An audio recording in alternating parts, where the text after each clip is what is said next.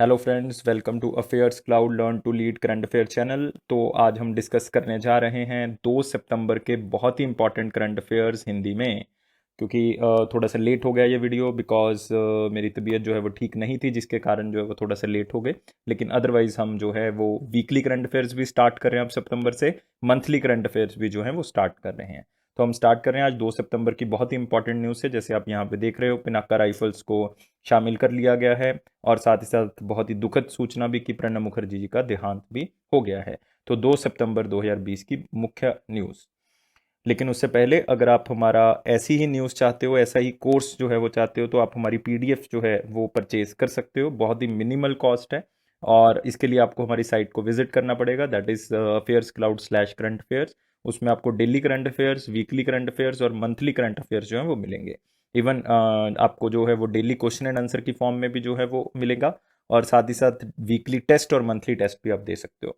और उस minimal cost के ऊपर भी आपको जो है वो एक और फीचर दिया जा रहा है कि आप 10% एक्स्ट्रा डिस्काउंट डाल सकते हो। ASH10 जो है वो कोड आप यूज़ कर सकते हो, ASH10। उसके बेसिस पे भी जो है वो आपको 10% एक्स्ट्रा डिस्काउंट जो है वो मिल जाएगा। तो आज के क्वेश्चन हम स्टार्ट करते हैं। तो ऐसी ही न्यूज़ देखने के लिए बिल्कुल लास्ट तक वीडियो को देखो आप, ताकि आपको जो है एंड तक सारी न्यूज़ के बारे में जो है पता लगे। तो 2 सितंबर की न्यूज़ को स्टार्ट कर रहे हैं पहले क्वेश्चन के साथ। Defence minister Rajnath Singh launched छावनी कोविड। छावनी का मतलब होता है that is the cantonment area.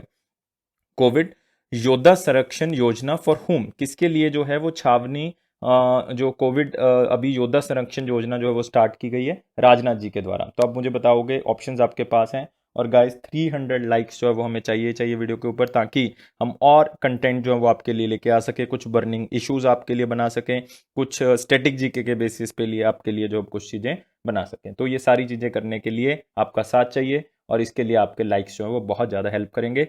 और इस चैनल को सब्सक्राइब ना करें, जो पहली बार इस वीडियो को देख रहे हैं तो इस चैनल को सब्सक्राइब यू करें।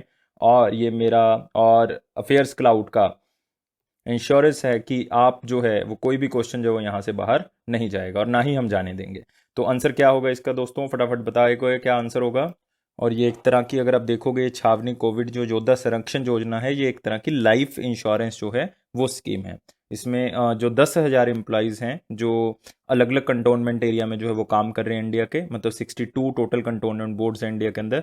तो वहाँ पे जो काम कर रहे हैं उनको 5 लाख रुपए जो हैं वो इंश्योरेंस कवर किया जा रहा है। कोई भी मिसफॉर्चून होने पे तो 5 लाख रुपए जो हैं वो दिए जाएंगे। तो आप मुझे बताओगे कौन से लिए है। तो मैं बहुत सी चीज़ें आपको बता चुका हूँ, तो हिंट तो अब आपको लग गया होगा। और आंसर क्या है दोस्तों, ए आंसर है।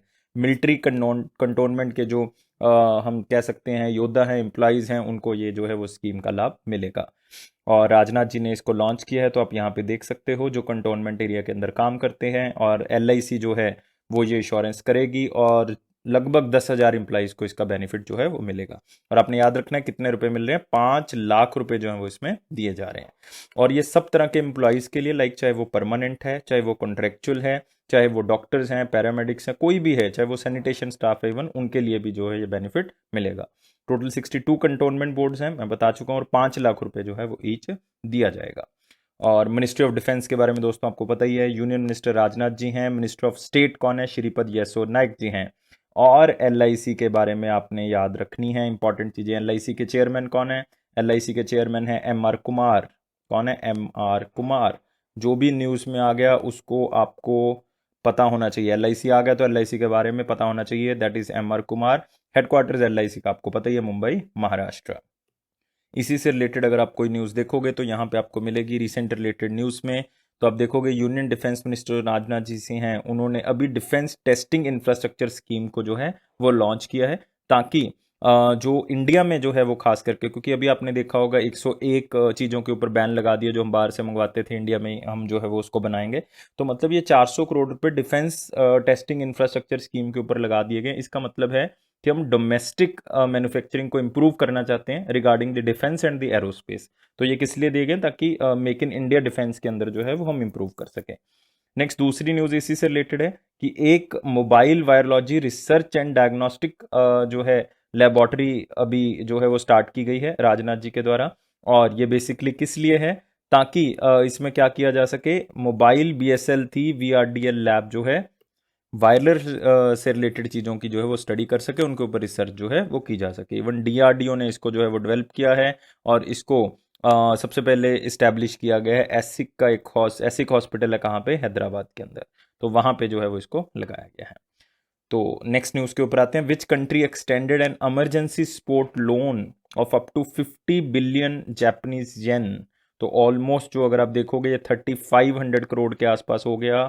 इतने पैसे जो है वो दिए गए हैं to support India's response to कोविड-19 क्राइसिस। तो न्यूज़ तो बहुत ही सिंपल है कि कौन सी कंट्री ने इंडिया को इमरजेंसी सपोर्ट जो है वो लोन दिया है, ताकि जो कोविड-19 की सिचुएशन चल रही है तो उसमें पैसों की वजह से जो है वो कोई प्रॉब्लम ना आए, तो ज़्यादा से ज़्यादा सपोर्ट जो है वो कंट्री को किया जाए। तो ऐसा ही जो है वो किया है किसने, कंट्री ने, ये आपने मुझे बताना है इसके अंदर। तो हाँ जी, क्या आंसर होगा इसका, फटाफट आंसर आप लोग बताओगे। और बहुत ही इंपॉर्टेंट न्यूज़ भी है ये इवन अभी रिसेंटली मुझे किसी स्टूडेंट का मैसेज आया कि सर ये क्वेश्चन आया था। तो मुझे ये तो नहीं पता कि किस स्टेट के एग्ज़ाम में आया था, लेकिन बच्चों के मैसेज आए कि सर ऐसे क्वेश्चन जो हैं वो उस एग्ज़ाम में पूछे गए, तो उन्होंने सीधा 3500 करोड़ करके पूछा हुआ था क्वेश्चन। तो आप मुझे बताओगे क्या आंसर होगा। आंसर इसका बहुत सिंपल है दोस्तों, क्या होगा, जापान। तो आप देखोगे यहाँ पे जापान ने जो है वो ये लोन को एक्सटेंड किया है कि आप जो है कोविड-19 के प्रति जो है वो कोई भी आपकी रहनी नहीं चाहिए, कोई भी कमी नहीं रहनी चाहिए, ताकि हर तरह की सहायता मिल सके। और इसमें एक बहुत ही खास बात है, काफ़ी लोग सोचते हैं कि ये ग्रांट है, ये ग्रांट नहीं है, ये क्या है, लोन है। क्या है, लोन है। तो इसका मतलब ग्रांट होता तो हमने वो पैसा वापस नहीं करना था, लेकिन अब लोन है तो वो पैसा वापस करना पड़ेगा, तो उसके लिए इंटरेस्ट पे करना पड़ेगा। इंटरेस्ट बहुत ही कम है दोस्तों इसके ऊपर, 0.01% पर एनम के बेसिस पे जो इंटरेस्ट है। वैलिडिटी इसकी 15 ईयर्स है, अगर नहीं वापस कर पाए तो 4 साल का इसमें ग्रेस पीरियड भी जो है वो रखा गया है। तो इसमें होगा क्या, इसमें बहुत ही ज़्यादा हेल्प मिलेगी हमें, लाइक मेडिकल पॉलिसीज़ को चलाने में, आप कह सकते हो हॉस्पिटल्स को इक्विप करने में, आईसीयू बनाने में, हेल्थ स्कीम्स को आगे बढ़ाने के लिए। तो ये सारी की सारी चीज़ों की जो है वो ज़रूरत है, तो इसीलिए जो है वो इसकी हमें ज़रूरत पड़ेगी। के लिए जापान के बारे में आपको पता ही है, capital is Tokyo, prime minister Shinzo Abe recently resigned, आपने याद रखना है, रिज़ाइन कर दिए हैं उन्होंने, और वो तब तक बने रहेंगे प्राइम मिनिस्टर जब तक अगला सक्सेसर जो है वो चुना नहीं जाता। मोस्ट प्रोबेबली 15 सितंबर से पहले पहले मैं आपको ये न्यूज़ दे दूंगा कि कौन जो है वो अगला सक्सेसर होगा। और ये तब तक मतलब इनकी बीमारी चल रही थी, जिसके कारण जो है इनको ये रिज़ाइन करना पड़ा।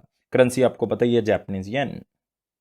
नेक्स्ट क्वेश्चन के ऊपर आते हैं। India agreed to launch trilateral supply chain resilience initiative. देखो मेन वर्ड इसमें यही है, supply chain resilience initiative in the Indo Pacific region with which two countries.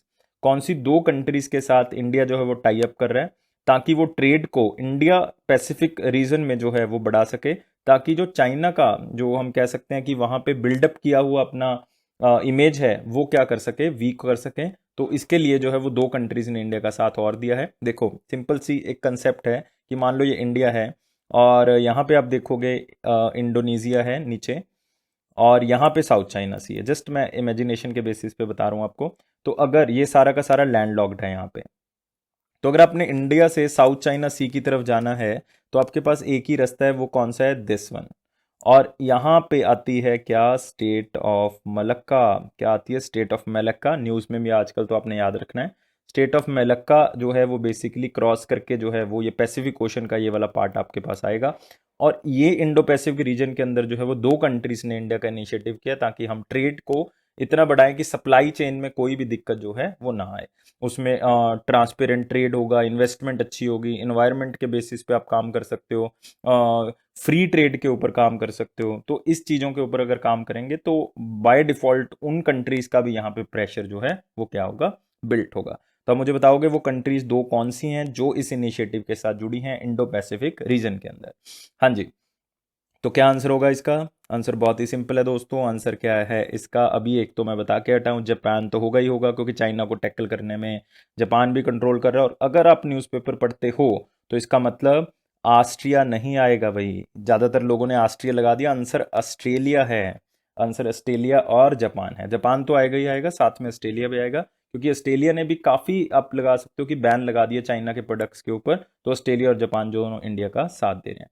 इसका मेन पर्पज़ यही है कि जापान और साथ में ऑस्ट्रेलिया जो है वो चाइना के ऊपर डिपेंडेंसी कम कर दे इस एरिया की, ताकि जो है वो इनके प्रोडक्ट्स भी जो है वहाँ पे क्या कर सके, बिके जा सके। और इवन इन तीनों कंट्रीज ने और भी कंट्रीज को कहा है, लाइक इंडिया, जापान और ऑस्ट्रेलिया ने, कि आप जो उस एरिया में आती हैं, लाइक इंडोनेशिया हो गया, फिलीपींस हो गया, वियतनाम हो गया, लाओस, कंबोडिया, कि आप भी जो है वो इस इनिशिएटिव को ज्वाइन करें, ताकि जो प्रोसेस है हम क्या कर सकें, और स्ट्रॉन्ग कर सकें, और साउथ चाइना सी के रास्ते के थ्रू जो है वो हम उसको कंट्रोल कर सकें। और इसी बीच जो है वो ऑलरेडी इंडिया, जापान, ऑस्ट्रेलिया और प्लस ये तीन कंट्रीज तो होगी, एक प्लस और था यूएस, इन चारों कंट्रीज का ऑलरेडी जो है वो एक ग्रुप बना ही हुआ है, जिसको हम कहते हैं quadrilateral security dialogue. Quadrilateral security dialogue में कौन कौन है, एक तो इंडिया, जापान, ऑस्ट्रेलिया, और एक कौन है, यूएस। तो उसको भी आप याद रख सकते हो कि किस तरह से जो है वो क्वाड्रिलेटर ग्रुप बनाया गया, कौन सी चार कंट्रीज हैं। तो आप देख सकते हो यहाँ पे। तो ये देखो क्वाड्रिलेटरल सिक्योरिटी डायलॉग जो है मैं बता रहा था आपको, ये चार कंट्रीज के बीच में है। थ्री कंट्रीज ने इनिशिएटिव लिया है ताकि और कंट्रीज को भी इनवाइट करके इसको किया जा सके। क्यों किया गया, चाइना को काउंटर करने के लिए। तो तीन चार चीजें इसके अंदर हो गई इंपॉर्टेंट इंपॉर्टेंट। अगले क्वेश्चन के ऊपर आते हैं। Which bank will invest 650 million euro in the construction of Kanpur first city metro line. तो कौन सा बैंक जो है वो हेल्प कर रहा है, और कुछ पैसे जो है वो उसमें से दिए जा रहे हैं, ताकि फर्स्ट सिटी मेट्रो लाइन बन सके यूपी के अंदर, कानपुर एरिया के अंदर। पहले भी वो एक प्रोजेक्ट के अंदर जो है वो पार्टिसिपेट कर चुका है। ये कानपुर की फर्स्ट मेट्रो लाइन है, लेकिन उत्तर प्रदेश की दूसरी मेट्रो लाइन के बेस पे आप कह सकते हो, क्योंकि पहली मेट्रो लाइन जो है वो लखनऊ के अंदर थी, और उसमें भी उस बैंक ने जो है वो क्या दिया था, अपना सपोर्ट जो है वो दिया था। जब लखनऊ में बनाया था उस टाइम पीरियड पे उन्होंने, इससे थोड़ा सा कम था, 450 मिलियन यूरो दिए थे। लेकिन अब जो है वो कानपुर के अंदर बनाया जा रहा है, तो अब 650 मिलियन यूरो की जो है वो हेल्प की जा रही है। तो आप मुझे बताओगे कौन से बैंक ने जो है वो इन्वेस्टमेंट की है इस Kanpur city metro rail line के अंदर। और आप इसको याद रखोगे, क्योंकि जो अभी यूपीपीएससी का एग्जाम होगा उसमें बहुत ज़्यादा हेल्प करेगा। तो आंसर क्या होगा इसका, इसका आंसर होगा यूरोपियन इन्वेस्टमेंट बैंक, ईआईबी, जिसका हेडक्वार्टर जो है वो ईआईबी का कहाँ पे है, ईआईबी का हेडक्वार्टर नाम से पता लग रहा है लग्जमबर्ग में है। मतलब कोई ना कोई यूरोपियन कंट्री होगी तो यूरोपियन इन्वेस्टमेंट बैंक इसलिए नाम है उसका, तो लग्जमबर्ग में। तो याद रखोगे आप इसको, कानपुर मेट्रो को ये मिला है। It is the 650 million euro investment in the fifth investment of EIB in green infrastructure and connectivity in India, लेकिन मेट्रो में दूसरी इन्वेस्टमेंट है। और ग्रीन इंफ्रास्ट्रक्चर में लाइक कोई भी जिसमें इन्वायरमेंट का लॉस ना हो, तो उसमें जो है वो पांचवी इन्वेस्टमेंट है। The project contributes global climate action while strengthening EU India relation. By default अगर यूरोपियन कोई बैंक है और वो इंडिया की हेल्प कर रहा है, तो ईयू और इंडिया के रिलेशन तो जो हैं वो अच्छे होंगे ही होंगे। तो मैं पहले बता चुका हूँ हेडक्वार्टर क्या है इस बैंक का, that is Luxembourg. Next question आता है, who is reappointed as the chairman of central board of direct taxes. ये बहुत ही इंपॉर्टेंट क्वेश्चन है, most important question of the day. आपको पता ही है कि मैं हर रोज जो है वो कोई ना कोई बताता हूँ कि तीन चार क्वेश्चन जो सबसे इंपॉर्टेंट है आपको पेपर में आएंगे ही आएंगे। और वो कौन से हैं, this, who is reappointed as the chairman of central board of direct taxes. तो बहुत ही सिंपल क्वेश्चन है, और आपको अभी के पता है तो बाय डिफॉल्ट आपको पता होगा। और आंसर क्या है इनका, आंसर है प्रमोद चंद्र मोदी। मोदी जी से याद कर सकते हो, प्रमोद चंद्र मोदी जी का एक साल का टाइम पीरियड जो है वो बढ़ा दिया गया है। लेकिन पहले जो है वो एक साल का बढ़ाया गया था, अब जो टाइम पीरियड बढ़ाया गया वो 6 महीने का बढ़ाया गया है। 1 सितंबर 2020 से लेके 28 फरवरी 2021 तक का टाइम पीरियड जो है वो कर दिया गया है। अदरवाइज उनका टर्म जो है वो 31 अगस्त को जो है वो रिटायर होने वाले थे, लेकिन अब जो है वो टाइम पीरियड 6 महीने के लिए बढ़ा दिया गया है। पहले भी इनका टाइम पीरियड जो है वो लास्ट ईयर जो है वो एक साल के लिए बढ़ाया गया था, अगस्त टू अगस्त किया गया था, लेकिन अब जो है वो फिर से 6 महीने बढ़ा दिया गया है। तो याद रखना, एक साल नहीं बढ़ाया गया, 6 महीने बढ़ाया गया। एक साल पिछले साल बढ़ाया गया था। क्लियर, तो याद रखोगे Pramod Chandra Modi. Next, who is appointed as the chairman and managing director of Hindustan shipyard limited. ये बहुत ही इंपॉर्टेंट क्वेश्चन है, काफ़ी जगह पे ऐसा क्वेश्चन पूछा जाएगा, खास करके जो कोस्टल स्टेट्स का एग्जाम दे रहे हैं उनके लिए क्वेश्चन जो है वो बहुत ज़्यादा इंपॉर्टेंट है। तो बताओगे दोस्तों क्या आंसर होगा इसका, फटाफट आंसर देना आपने। और आंसर इसका है हेमंत खत्री जी, डी आंसर है कि हिंदुस्तान शिपयार्ड लिमिटेड के कौन हेड अपॉइंट किए गए हैं। तो इसको याद करने का मैं तरीका बताता हूँ। एच से ही हिंदुस्तान है, एच से ही हेमंत है, तो ऐसे करके आप जो है वो इसको क्या करोगे, याद करोगे। और आप देख सकते हो पिक्चर में कि हेमंत खत्री जी को अपॉइंट किया गया chairman managing director of HSL, that is Hindustan shipyard limited. Next question के ऊपर आते हैं। Council of scientific and industrial research, that is central mechanical engineering research institute, ये CSIR का ही एक इंस्टीट्यूट है। Develop the world largest solar tree in which state. Most important question of the day, second most important question आपको बता रहा हूँ दोस्तों, बहुत ही इंपॉर्टेंट क्वेश्चन है। एक सोलर ट्री लगाया गया है, आपने सोलर प्लांट्स देखे होंगे है ना, सोलर रूफ्स देखी होंगी, इट इज सोलर ट्री। ये कौन सी जगह पे जो है वो लगाया गया है, और ये वर्ल्ड का लार्जेस्ट सोलर ट्री है।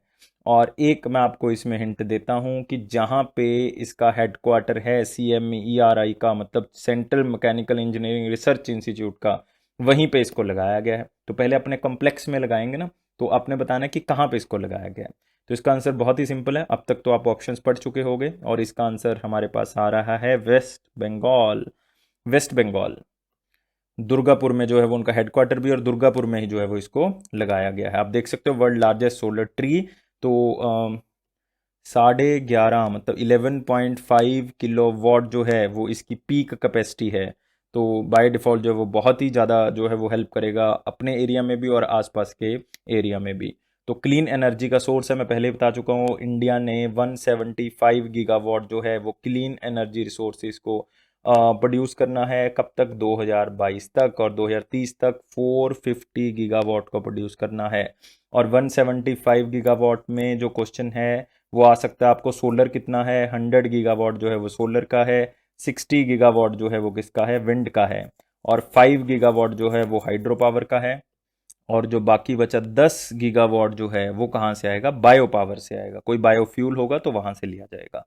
तो 175 को 4 पार्ट्स में जो है वो डिवाइड किया गया है, 100, 60, 10 और 5। 100 सोलर से, 60 विंड से, 10 जो है वो बायो पावर से, 5 जो है वो स्मॉल हाइड्रो पावर से।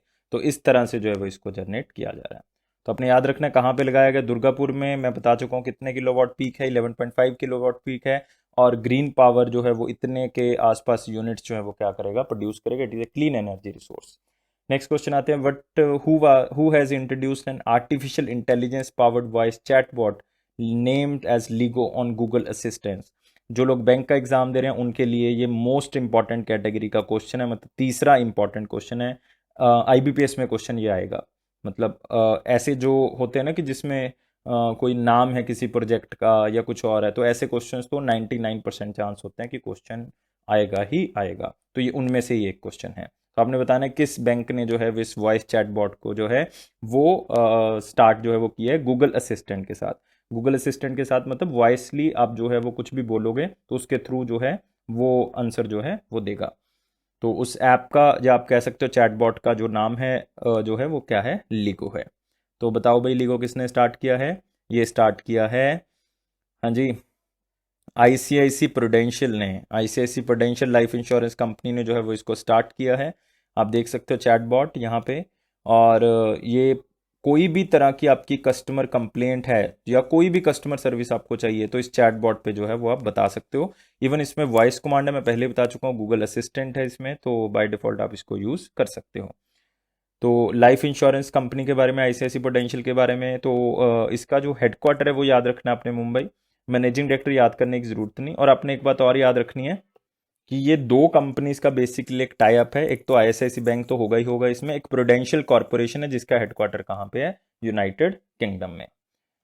नेक्स्ट न्यूज़ के ऊपर आते हैं। Who has developed a remote controlled medical trolley named Medbot to deliver food medicine to कोविड-19 पेशेंट। देखो आप, एक अलग से इनिशिएटिव किया गया जो बहुत ही अच्छा है, क्योंकि फिजिकली जो है वो ये फैलता है, अगर आप टच करोगे कोविड पेशेंट्स बढ़ेंगे। इसलिए जो है वो रॉबर्ट की क्या ली जा रही है, हेल्प ली जा रही है इसमें। तो ये बहुत ही एक अच्छा इनिशिएटिव आप कह सकते हो। तो आपने बताना है कि ये किसने जो है वो डेवलप किया है। तो उसके बेसिस पे आप देखियो कि जिसमें फूड डिलीवरी जो है वो ज़्यादा होती है। तो क्या आंसर होगा? तो आंसर पता लग रहा है आपको कि किसने इसको डेवलप किया है। इंडियन रेलवेज ने डेवलप किया, क्योंकि उन्होंने अपने पैसेंजर्स को खाना पहुंचाना होता है, जिसके कारण जो है वो इसकी बहुत ज़्यादा ज़रूरत थी। और इस सर्विस को जो प्रोवाइड किया जाएगा, ऑलरेडी जो है वो किया भी जा रहा है एक जगह पे। कहाँ पे किया जा रहा है? ये किया जा रहा है सेंट्रल हॉस्पिटल में। कहाँ पे? जो इन्हीं का है, like diesel rail engine factory है वाराणसी में इंडियन रेलवे की, उनके सेंट्रल हॉस्पिटल में जो है वो इसका यूज़ किया भी जा रहा है मेडवॉट का। मैं आपको पिक्चर से दिखाता हूँ, आप यहाँ पे देखो मेडवॉट का, ये बिल्कुल लाइव पिक्चर है, उसी हॉस्पिटल की है वाराणसी के जहाँ पे इसको यूज़ किया जा रहा है। और इसी के थ्रू जो है वो आप देखोगे खाना जो है पहुंचाया जाएगा, ताकि फिजिकल कांटेक्ट जो पेशेंट्स का है वो ना हो, और कोई भी फूड है, मेडिसिन है, जो कोई भी जरूरी चीज़ है वो इसके थ्रू जो है वो पहुंचाई जा सके। क्लियर? तो इंपॉर्टेंट था क्वेश्चन। और इसमें एक बहुत ही ब्रेकिंग न्यूज़ जो है वो क्या है कि इंडिया की प्रेडिक्शन की गई है कि जो जीडीपी, आपने काफ़ी न्यूज़ में भी जो है वो इसको सुना भी होगा, इवन देखा भी होगा, कि इंडिया की जो जीडीपी प्रेडिक्शन है अब बहुत ज़्यादा जो है वो डाउन हो गई है। लिखा है कि जीडीपी ग्रोथ जो है वो गिर जाएगी कितने परसेंट, 23.9%। 23.9% जो है वो गिर गई है। कौन से महीनों के अंदर? अप्रैल से जून के महीनों में, मतलब फर्स्ट क्वार्टर में अगर आप देखोगे, फर्स्ट 3 महीनों में जो है ये इतनी गिर चुकी है। तो ये आप कह सकते हो कि बहुत ही नेगेटिव इम्पैक्ट जो है वो कोरोना का आप देख रहे हो इकॉनमी के ऊपर जो पड़ रहा है, और इतनी इकॉनमी जो है वो डाउन हो गई है। और ये ऐसे नहीं कि किसी प्राइवेट कंपनी ने जो है वो ये डाटा रिलीज़ किया, ये एनएसओ ने रिलीज़ किया है, नेशनल स्टैटिस्टिक ऑर्गेनाइजेशन, उन्होंने रिलीज़ किया है, जिसके कारण जो है ये डाटा जो है वो ऑथेंटिक सोर्स माना गया। मतलब -23.9% जो है वो ग्रोथ रहेगी अप्रैल से जून के बीच में क्वार्टर। ये आपसे पूछा जा सकता है डायरेक्टली, बहुत ही इंपॉर्टेंट है, खास करके जो बैंक का एग्जाम दे रहे हैं। मतलब मैं इसको फोर्थ इंपॉर्टेंट क्वेश्चन कह रहा हूँ जो बैंक्स की तैयारी कर रहे हैं। नेक्स्ट, फिर एसबीआई इको रैप ने भी जो है प्रेडिक्शन की है कि जीडीपी जो है वो कंट्रैक्ट पूरे साल में कितनी करेगी, 10.9%। वो फर्स्ट क्वार्टर में था, ये पूरे साल का उन्होंने आइडिया लिया है कि 10.9% जो है वो क्या करेगी, श्रिंक करेगी। पहले ये एस्टिमेट था कि 6.8% जो है वो क्या करेगी, मतलब पूरी की पूरी डिक्लाइन करेगी, लेकिन अब जो है -10.9, और भी ज़्यादा जो है वो आ गया। अगर ये और ऐसा चलता रहा 3-4 महीने, तो आप देखोगे फिर से जो सर्वे होगा उसमें और ज़्यादा जो है वो कम आ जाएगा। लेकिन एनएसओ वाला बहुत इंपॉर्टेंट है क्योंकि वो फर्स्ट क्वार्टर का डाटा है। नेक्स्ट क्वेश्चन आते हैं कि डिजिटल पेमेंट्स जिस तरह से बढ़ रही हैं, जैसे इंडिया 38% के आसपास डिजिटल हो चुका है, मतलब इतनी ट्रांजैक्शन जो है वो डिजिटल हो रही हैं, तो उसमें फ्रॉड और रिस्क भी जो है वो बहुत है। मतलब फ्रॉड बहुत ज़्यादा हो रहे हैं, आपके कार्ड जो हैं वो कोई और आपके पास है कार्ड, लेकिन यूज़ कोई उसको और कर जाता है, आपके पास सिर्फ मैसेज आता है। तो उस चीज़ को कम करने के लिए दो कंपनीज ने जो है वो टाई अप किया है। एक तो पेपैल, जिसके थ्रू जो है वो आप ऑनलाइन ट्रांजेक्शन्स करते हो, और एक हमारे पास कंपनी है DSCI, that is the data security council of India, मतलब गवर्नमेंट की कंपनी है, data security council of India. इसके थ्रू जो है वो क्या करेंगे, दोनों मिलके एक ऐसा प्लेटफॉर्म तैयार करने की कोशिश कर रहे हैं ताकि फ्रॉड और जो हम कह सकते हैं रिस्क जो है वो क्या किया जा सके, डिजिटल पेमेंट्स में कम हो सके। तो उसके थ्रू जो है वो इसको स्टार्ट किए जाने की कोशिश है कि ऐसा एक प्रोग्राम हम डेवलप कर सकें। तो याद रखोगे आप, ऑलमोस्ट 38% जो डिजिटल ट्रांजेक्शन हो रही हैं। और एक बहुत ही दुखद न्यूज़ जो है मैं आपको दे रहा हूँ कि प्रेसिडेंट जो हमारे पुराने हैं प्रणब मुखर्जी जी, वो अब इस दुनिया में नहीं रहे। और आप देख सकते हो ये हमारे इंडिया के 13th प्रेसिडेंट थे। कौन थे? 13th president of India. तो बहुत ही इम्पॉर्टेंट पर्सन तो हैं ही हैं, लेकिन साथ ही साथ अगर हम इमोशनली इस चीज़ को छोड़ दें तो आपके लिए पेपर पॉइंट ऑफ व्यू से भी जो है वो बहुत सी चीज़ें जो है वो इनके लिए इम्पॉर्टेंट है। वो पूछ सकते हैं कि इनको भारत रत्न जो है वो कौन से ईयर में दिया गया, तो आप कहोगे सर 2019 में दिया गया। इनको वो पूछेंगे कि पद्म विभूषण जो है वो कब मिला, तो आप कहोगे सर 2008-9 में मिला, मतलब 2008 में इनको दिया गया। तो इवन बेस्ट पार्लियामेंटेरियन अवार्ड भी जो है वो मिल चुका है इनको 1997 में। बेस्ट एडमिनिस्ट्रेटर इन इंडिया भी अवार्ड मिल चुका है 2011 में। तो मतलब इनके बारे में जानना है तो हमारी साइट के ऊपर जो है वो सारी चीज़ें इनके बारे में लिखी हुई हैं, तो आप पढ़ सकते हो। क्योंकि प्रणब मुखर्जी जी को कवर करना, उनके बारे में हर चीज़ को कवर करना, ये मुश्किल टास्क जो है वो बहुत ज़्यादा है। तो इसमें जो है वो जो भी इंपॉर्टेंट चीज़ें हैं वो सारी की सारी हमने अपनी साइट के ऊपर अपलोड कर दी हैं। आप जस्ट हमारी साइट को विजिट करो। इवन और न्यूज़ के लिए भी आप डेली की डेली जो है वो हमारी साइट को विजिट कर सकते हो। और साथ ही साथ आपने याद रखना है कि ये only India's non prime minister हैं जो लीडर ऑफ लोकसभा रहे हैं। क्योंकि जनरली दोस्तों क्या होता है कि जैसे लोकसभा है, राज्यसभा है, तो लोकसभा में जो प्राइम मिनिस्टर होता है वही लीडर ऑफ हाउस कहलाता है। अगर प्राइम मिनिस्टर राज्यसभा का मेंबर है तो वो राज्यसभा का लीडर ऑफ हाउस बन जाएगा। लेकिन प्रणब मुखर्जी ऐसे पर्सन हैं जो प्राइम मिनिस्टर ना होते हुए भी लीडर ऑफ हाउस बनाए गए थे। किस हाउस के? लोकसभा के बनाए गए थे। तो याद रखना है, he was India's only non prime minister who was the leader of the Lok Sabha. तो इस बात को आप याद रखोगे। नाउ नेक्स्ट क्वेश्चन आते हैं, which Bollywood film maker authored a children picture book title the big thoughts of a little love. और ये एक इम्पॉर्टेंट बुक भी कह सकते हो, या आप ये भी कह सकते हो कि उनकी जो दो बेटियां हैं उनके उनकी इंस्पिरेशन से जो है वो उन्होंने इस बुक को लिखा है। तो अगर मैं थोड़ा सा आपको हिंट दूंगा तो आप उसी टाइम पीरियड पे जो है वो पहचान लोगे। और उनकी दो बेटियां जो हैं, लाइक जश एंड रूही, तो उनके बेसिस पे जो है वो इन्होंने लिखा है, तो उनसे इंस्पिरेशन लेके जो है वो सीखा है। तो अब बताओगे किसने लिखा है, तो अब आपको पता लग गया है, तो आंसर क्या होगा, करण जौहर, तो उन्होंने इस बुक को लिखा है। तो नेक्स्ट आते हैं अगला क्वेश्चन, सितंबर 1 to 7 2020 known as the national nutrition week. जैसे सितंबर पूरे महीने को नेशनल न्यूट्रिशन मंथ कहा गया, इसलिए पहले से 7वें दिन तक जो है वो सितंबर के क्या रहेगा, नेशनल न्यूट्रिशन वीक रहेगा। नेक्स्ट न्यूज़ आते हैं, तेलुगु लैंग्वेज डे अगस्त 29 2020, बहुत ही इंपॉर्टेंट रहा कि तेलुगु लैंग्वेज डे जो है वो 29 अगस्त को जो है वो मनाया जाता है। बहुत ही इंपॉर्टेंट न्यूज़ है गाइज, इसको याद रखना है, ये क्वेश्चन आपको पूछा जा सकता है। तेलुगु जो है वो basically Italian of the east कहा जाता है। क्या कहा जाता है, Italian of the east.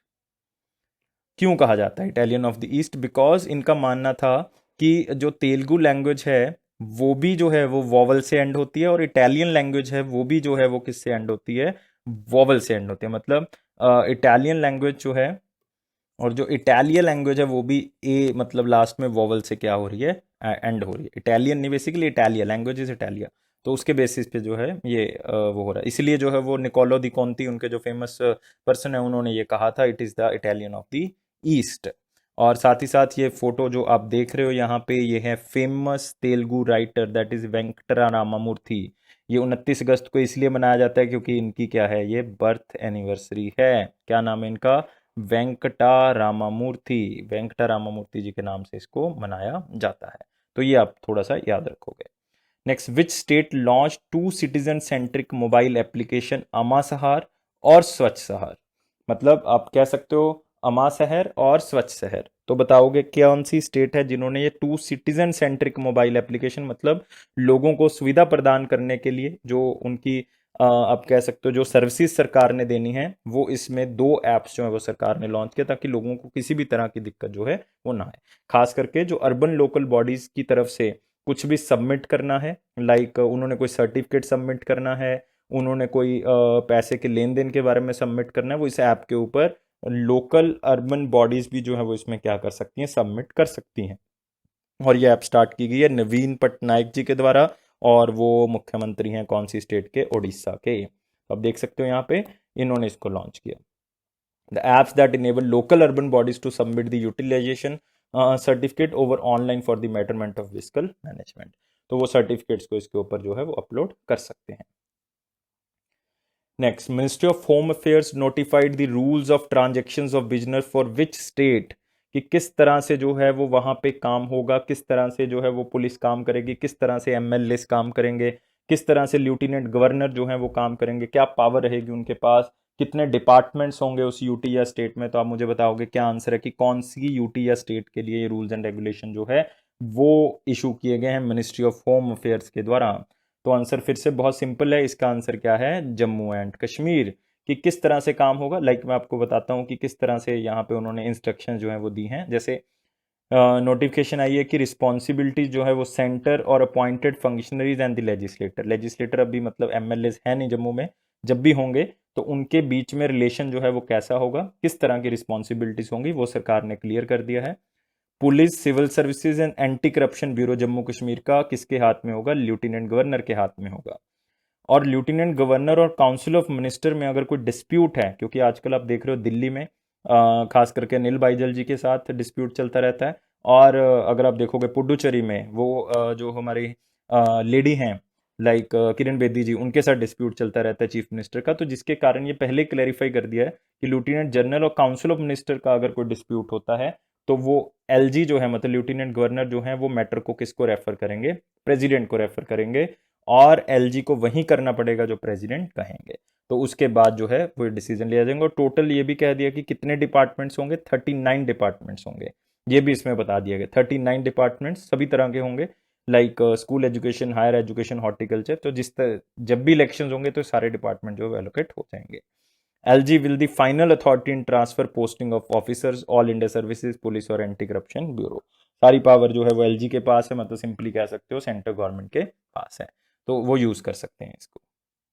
Next जाते जाते एक पिक्चर से न्यूज़, इसको सिर्फ देखना है आपने, समझना है इसको कि मिनिस्ट्री ऑफ डिफेंस ने कॉन्ट्रैक्ट साइन किया है इवन कुछ कंपनीज के साथ कि हम क्या सप्लाई करेंगे, मतलब वो हमें मिनिस्ट्री ऑफ डिफेंस को क्या सप्लाई करेंगे, पिनाका रेजिमेंट वो इंडियन आर्मी को सप्लाई करेंगे। पिनाका वो होता है जिससे जो है छोड़ा जाता है मिसाइल्स को, तो आप देख सकते हो इसकी बिल्कुल पिक्चर कि जिससे जो है वो छोड़ा जाएगा, दैट इज द पिनाका। तो वो मिनिस्ट्री ऑफ डिफेंस ने जो है वो साइन किया है कंपनीज के साथ। इवन कंपनीज को आपने याद करने वाली ज़रूरत नहीं है, अदरवाइज कंपनी जो है वो इसमें 3 कंपनीज के साथ किया गया कि 6 पिनाका रेजिमेंट्स जो है वो हमें दो, ताकि हम जो है वो अपनी आर्टिलरी को जो है वो इंक्रीज कर सकें और वॉर के टाइम पे इसको यूज़ कर सके। कंपनीज जैसे L&T फेमस है, ठीक है, टाटा पावर कंपनी लिमिटेड है, इवन भारत अर्थ मूवर्स लिमिटेड है, तो उनके साथ ये टाई अप्स हुए हैं। तो सिर्फ आपने ये याद रखना है कि पिनाका रेजिमेंट्स को शामिल करने की बात जो है वो हो रही है। तो ये थी बहुत ही इंपॉर्टेंट सी न्यूज़ 2 सितंबर की। तो मेरे ख्याल से सारी न्यूज़ क्लियर होंगी। और thank you for watching this video. इस चैनल को सब्सक्राइब करें। ये अफेयर्स क्लाउड का वादा है कि कोई भी करंट अफेयर हम रहने नहीं देंगे, और ऐसा कोई भी करंट अफेयर नहीं होगा जो आपके क्वेश्चन पेपर में आएगा और हमने नहीं कवर किया होगा। सारे के सारे करंट अफेयर्स को हम कोशिश करते हैं कि किसी भी तरह से कवर किए जा सकें। Thank you for watching this video, take care. और गाइस 300 लाइक्स देना मत भूलिए, सब्सक्राइब करना मत भूलिए।